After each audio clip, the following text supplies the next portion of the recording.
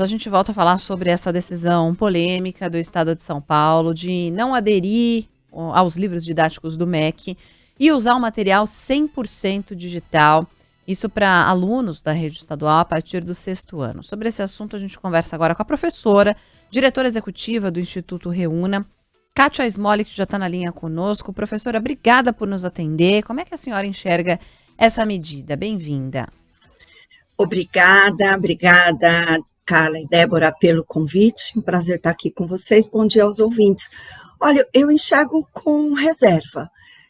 Acho que nós temos aí várias pesquisas, né? O próprio Instituto Reúna tem feito pesquisas que mostram que, embora haja no mundo uma decisão por fazer uso de materiais digitais, 3 coisas nós vimos nas pesquisas que fizemos. A primeira é que é um processo, não se tira integralmente o livro impresso de uma vez, pelo menos. Acho que nós ouvimos em 11 países pesquisados, 10 nos mostraram que o processo é bem mais longo e que não há uma substituição absoluta do impresso pelo digital em nenhuma área do conhecimento. Então, por quê? Porque há todo um envolvimento, todo um planejamento que fala de formação de professores, acesso à tecnologia para professores e estudantes, uma política que vai sendo planejada e acompanhada. Então, nós não vimos esse mesmo movimento ainda, pelo menos em São Paulo. Acho que estamos precisando entender qual é o plano da secretaria. O outro ponto preocupante é que nós não estamos vendo, nesta proposta que São Paulo está mostrando, nós não estamos falando exatamente do que tem sido usado nesses 11 países pesquisados como material digital. O material digital nesses países está muito apoiado no livro, então ele vai progredindo estágio a estágio da implementação e não se resume a um conjunto de PPTs para aulas em televisão e com os alunos vendo e copiando. Tem acesso a materiais para os professores, para os estudantes, com orientações muito claras e com uma preocupação bastante explícita do desenvolvimento das competências digitais e de altas expectativas de aprendizagem.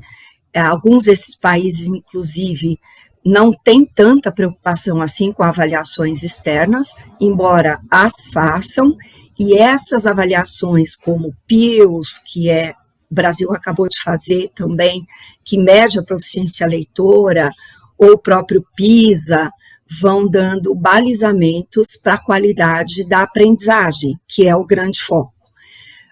E aí nós temos uma coisa interessante, porque vocês devem ter visto, acompanhado, que a Suécia está fazendo uma revisão profunda do uso de telas nas aulas. Na verdade, a decisão da Suécia não é intempestiva, ela está sendo pautada por diversas pesquisas internacionais que estão sendo feitas desde 2017, com mais ênfase, e que têm mostrado que os estudantes perdem em aprendizagem quando o principal meio de acesso a materiais é o digital. Então, acho que essas 3 coisas preocupam e, por isso, nós precisamos acompanhar com bastante cuidado toda a decisão do Estado. Bom, além dessa mudança abrupta, né, dos modelos, aí de adotar essa estrutura 100% digital, a justificativa do governo do estado de São Paulo para não adotar esses livros didáticos do Ministério da Educação seria uma superficialidade do material. Queria ouvir a senhora, na sua avaliação, a abordagem desses livros é de fato superficial e não caberia ao governo do estado de São Paulo, diante dessa justificativa, apontar aí, né, uma lista de livros a serem utilizados, nesse caso, substituição? Olha, uma coisa que me chama a atenção é porque acho que está faltando que a equipe da secretaria explicite os critérios, a forma como essa análise foi feita, para chegar a essa conclusão, porque me parece que ela vai um pouco na contramão do que, como professora, formadora de professores, ex-secretária de educação básica, enfim, eu tenha visto o processo do PNLD. O Programa Nacional do Livro, ele, como todo programa, ele sempre é passível de melhorias.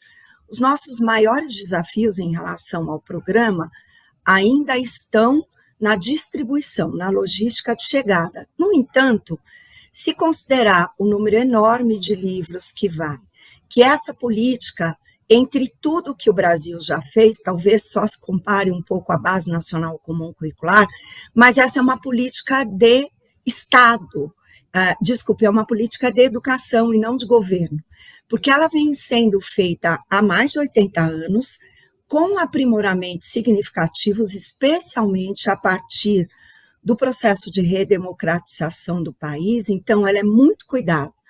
Eu estava examinando a lista de pessoas que fez a avaliação e que coordenou o processo de avaliação do livro. Olha, são mestres e doutores das principais universidades do Brasil. Há professores, mas mesmo esses professores que são da rede também têm uma qualificação muito significativa. Então, primeiro que o processo garante qualidade de imagem, qualidade de texto, de informação. Se um livro tiver informação errada, ele não passa. Tem um alinhamento todo com as principais políticas educacionais do país, especialmente a Base Nacional Comum Curricular. O corpo de autores e as próprias editoras, com todo esse processo, foi se qualificando muito ao longo dos últimos 30 anos para fazer a produção do livro. Então, acho que eu tenho uma discordância em relação a esse ponto, não acho que os livros são rasos e muito menos de baixa qualidade, eles não poderiam estar desalinhados com o currículo de São Paulo, porque o currículo de São Paulo, inclusive no acompanhamento que pessoalmente eu tenho desse currículo, ele está alinhado à Base Nacional Comum Curricular, então seria muito difícil. Só de matemática, por exemplo, nós temos 8 livros aprovados. É muito difícil que em cada área do conhecimento nós não tenhamos da própria equipe mostrando o grau de insatisfação e quais são os pontos que, inclusive, eu acho que seria muito interessante São Paulo mostrar, porque permitiria qualificar o próprio livro didático no Brasil. Se essa é a política mais importante, se mesmo no estado de São Paulo, o material didático do PNLD é fonte para 70%, pelo menos, dos professores que o usam para preparar as suas aulas e o consideram muito relevante para os alunos, assim como eu, então acho que São Paulo daria uma enorme contribuição para, além da informação, trazer todo o estudo que foi feito para colaborar com a sociedade e nos mostrar onde é que os materiais podiam ser melhorados. E falando em material, nossa, são muitas as críticas, viu? É um assunto que parece aqui unanimidade em relação a esse incômodo que gera aos nossos ouvintes, que são professores, pais, enfim.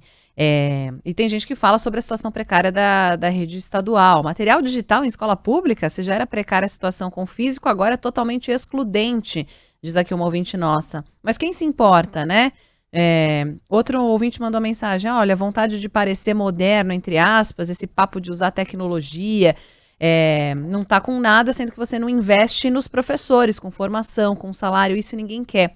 É isso, né? Assim, a tecnologia tá aí para nos ajudar, mas ela deve ser integrada, agregar e não utilizada de forma 100%, né? Utilizar o 100% digital se você não tem um ser humano do outro lado orientando como aquilo deve ser utilizado, né, professora? E eu vou além, eu queria te ouvir em relação à valorização dos professores, né, direcionar esses investimentos e esses recursos para melhorar os salários, por exemplo.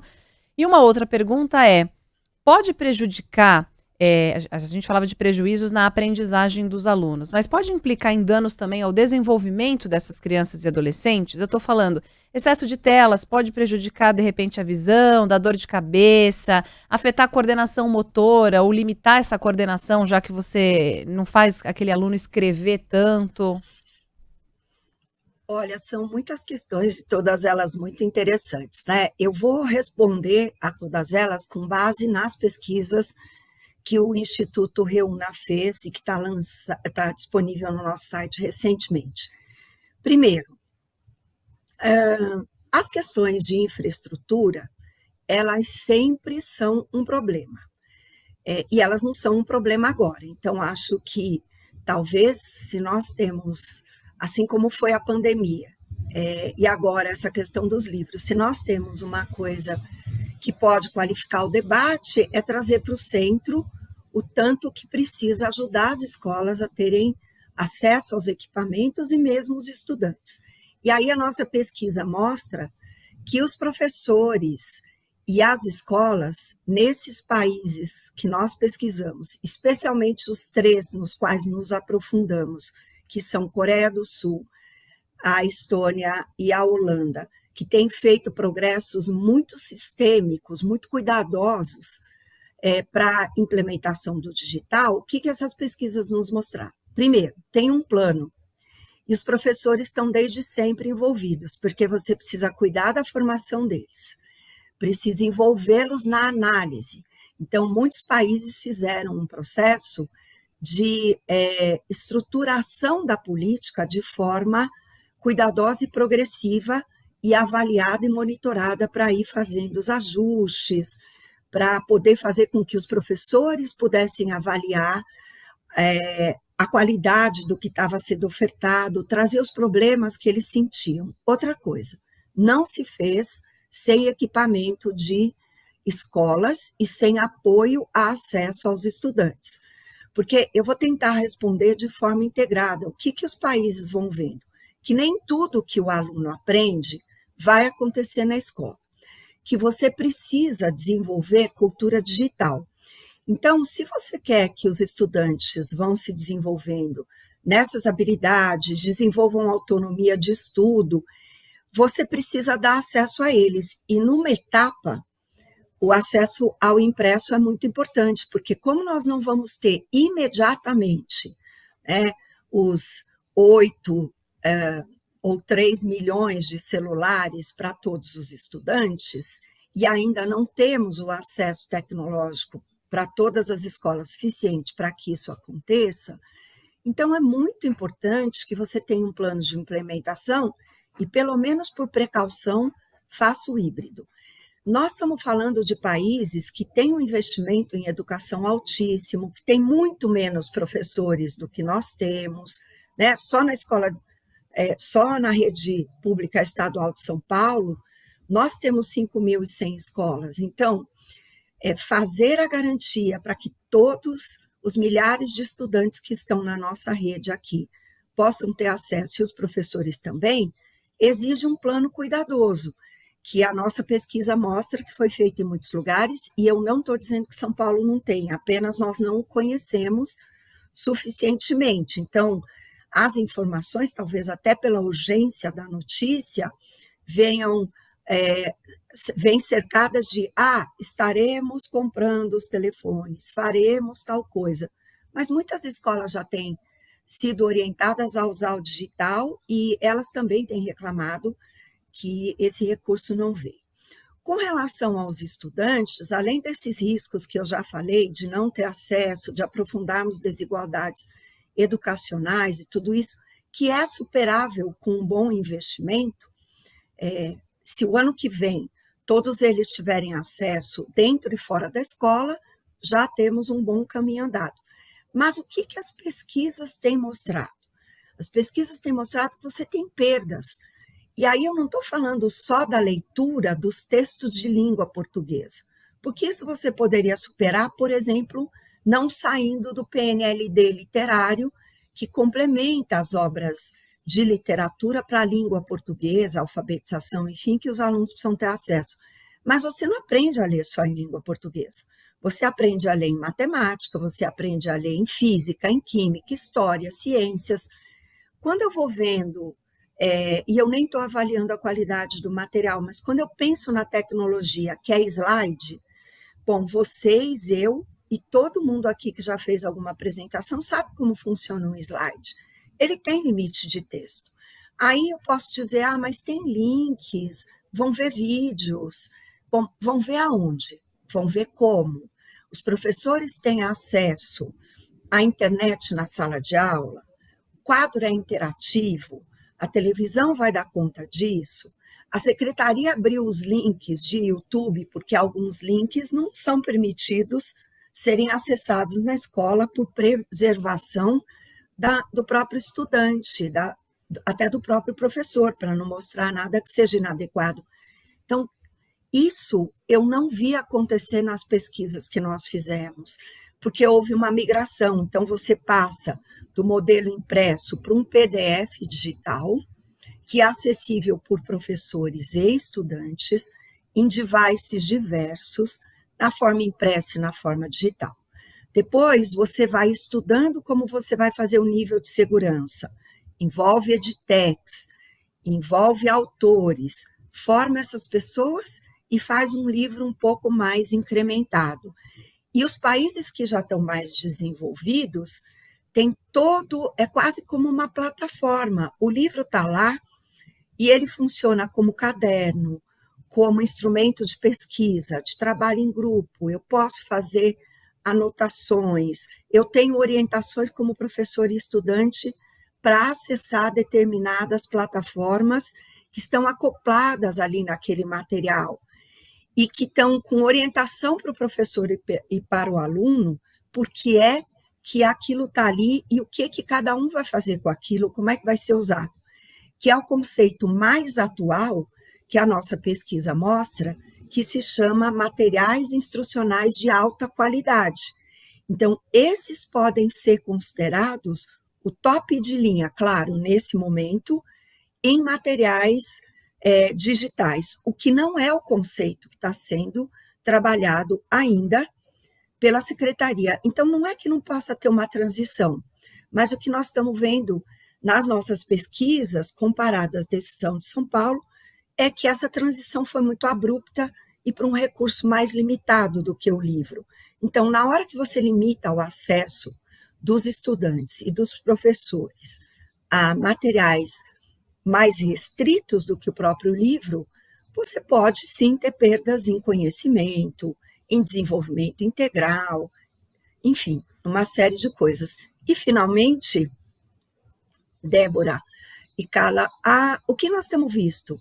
A Sociedade Brasileira de Pediatria fez alerta sobre excesso de tela no desenvolvimento intelectual e no desenvolvimento interativo de linguagem, enfim, de comportamento até dos estudantes.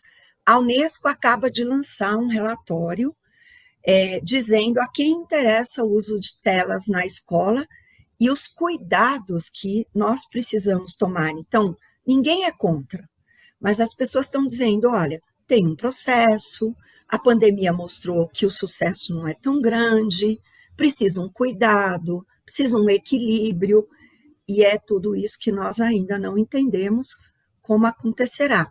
Então, não quero ser catastrofista, sabe? Acho que não é um pensamento antiquado, nada, mas é que uma política de educação em escala, ela precisa ter objetivos claros, ela precisa ter processos claros, ela precisa ter publicização das metas a serem atingidas, uma clareza de como vai ser avaliada, que não é download, é impacto na aprendizagem, é impacto na formação de professores. Se você cria insegurança nos professores, se você tumultua a aula dele, porque para dar uma aula de leitura de gráfico, ele não vai ter o gráfico impresso, os estudantes vão ter que ficar todos na frente da televisão para ler, porque numa sala grande, por maior que seja a televisão, determinados textos de ciências, de matemática, de história, geografia, arte, que envolve imagem, tem limitação de visão. Se o aluno não tem para ele isso, como ele vai olhar? Então você começa, você não está ajudando a aula do professor, né? Muitas vezes você está criando um problema extra. Onde vai Professor. ser armazenado, né? Então tem uma série de coisas ainda. O professor Gilmar Carvalho, enquanto a senhora falava, professor Gilmar Carvalho, que é professor de geografia na Zona Sul da capital paulista, dizia o seguinte: olha, eu sou professor da rede estadual e a rede Wi-Fi nas escolas é péssima. Então, além de tudo isso, além de todo esse debate em torno do conteúdo, o debate com relação à estrutura também dessas unidades é longo, né? Deixa eu agradecer demais aqui a professora, a diretora executiva do Instituto Reúna, Kátia Smolli. Professora, muito obrigada por conversar conosco. Espero poder estender esse debate numa próxima. Muito obrigada, Carla e Débora. Vocês viram que eu sou bem animada no que se trata de educação, mas eu também espero ter contribuído para esse debate. Sigo disponível, assim como o Instituto Reúna, para apoiar vocês no que for preciso e toda a educação no Brasil. Foi ótimo, muitos ouvintes elogiando a entrevista. Obrigada, até a próxima, bom fim de semana.